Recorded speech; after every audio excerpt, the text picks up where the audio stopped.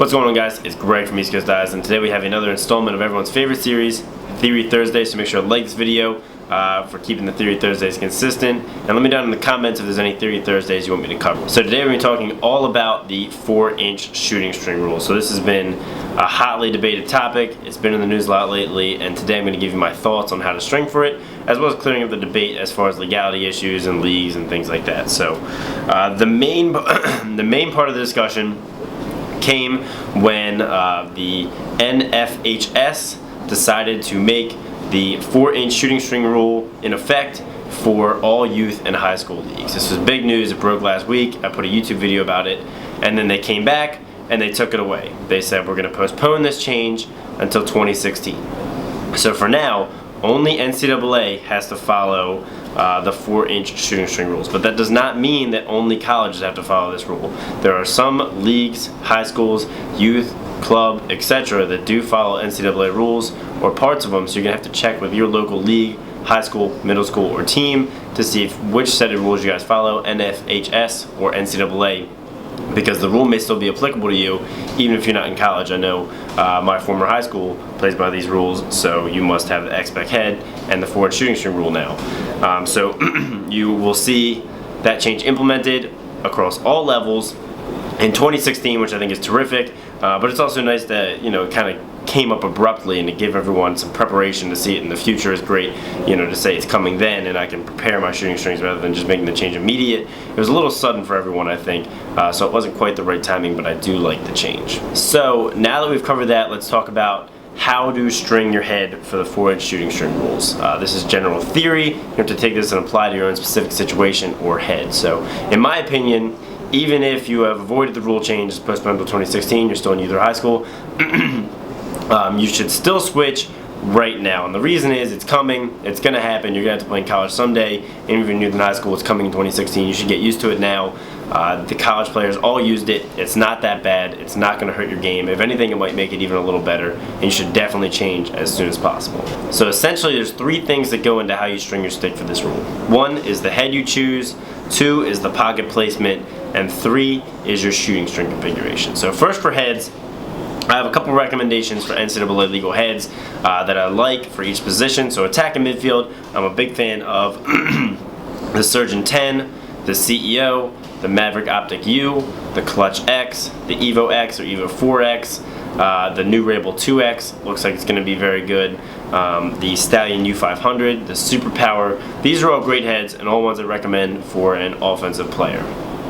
Moving into defense, I would recommend something like the Revo 3X, the Hammer, the Surgeon 10 500, which is actually very stiff. It's a great defensive head. The Stallion U 500, which is also very stiff as well.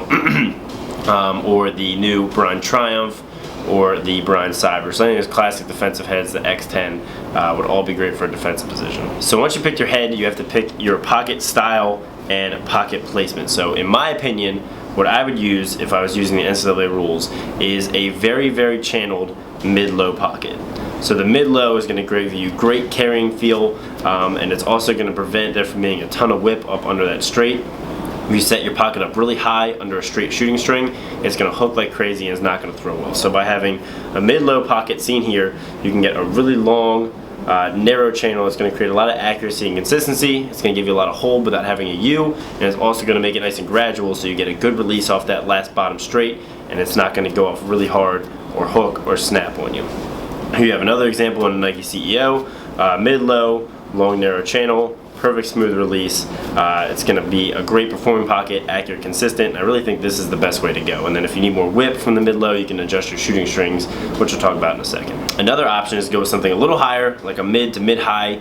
This would be good for a midi who really wants to shoot with a lot of power and can run down the alleys and shoot, or a defenseman who wants to pick up ground balls and have it fall on the stick very, very quickly. So you can see this pocket is more mid to mid-high in the Surgeon 10, definitely geared toward a defensive player or a midfielder with a lot of shooting power, or an attackman that likes to shoot from outside a lot as well. So you're going to get a lot more whip on this pocket, a little bit of a quicker release, but with the mid-high pocket, like I said, you can get hook off that bottom shooting string. Whip is good, hook is bad. Hook is going to be very inconsistent and inaccurate. But it is going to give you that whip and that hold and that high pocket feel you're looking for. So you just have to make sure you balance that. And if you do string this pocket, I would keep your bottom shooting string very, very loose to minimize that hook. So now that you string your pocket, the shooting strings are the next decision that has to be made, and they all have to be within 4 inches of the top of the plastic. So you can take a ruler, measure from the top of the plastic 4 inches down. If the middle of the shooting strings, right in the middle here, does not go under 4 inches, then you are legal. So essentially, if you string a 9-diamond top string, you can go down to the third 10-diamond row. So you can get 3 10-diamond row straights in within legality. Usually anything under that is going to be illegal. So my favorite shooting string setup for the pocket that I've described, this mid-low, is just 3 straight lace shooting strings. It's going to give you an extremely smooth release. So with those 3 straights, you're going to get a really accurate release, a really smooth and consistent release, and no hook. Great for a feeding attackman or a midi who doesn't dodge down the alley and shoot too much. And then you can make adjustments off this 3 straights. An easy one is to switch out that top straight for a nylon, either keep it in the top row or bump it down one. This is just going to give a little extra snap and feel at the top of the release, which I like. You can make it really tight and it be, get a gradual release off those 2 shooters and a little extra snap and feel right off the top that'll let you know when the ball's coming out and just give you a little more snap. And then another option, which is probably one of my favorites for a shooting midi or an attackman who really likes to shoot from outside and shoot hard a lot, is what Matt Cavanaugh and a lot of players are using, which is a double stacked shooter and a nylon. So what's really going to happen is the ball is just going to hit that double stack shooter and give it a lot of snap and feel in the release and have a little earlier release point. So it's going to hit that double shooter and fly right out. So this was a popular shooting string setup, and I think will continue to be, because it can give you a lot of power. And a final favorite that some players are moving toward is the no shooting string look. It's going to be unbelievably consistent, unbelievably smooth, and very accurate.